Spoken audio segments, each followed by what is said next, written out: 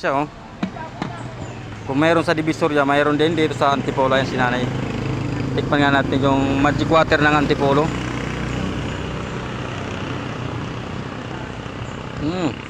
Masarap siya, nay. Sa totoo lang yan, ay galing pa kami ng Pampanga. Oh, sarap ng magic water ha. First time oh. First time nakatikim ng magic water ng Antipolo.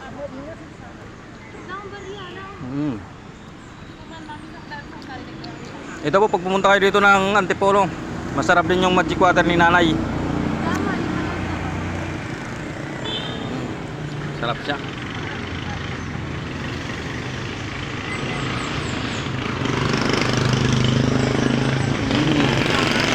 Sarap. Masarap pala yung magic water dito. Ito po. Sa Hinulugang Taktak Antipolo. Sarap lang po to. Ito po. Magic water ng Antipolo.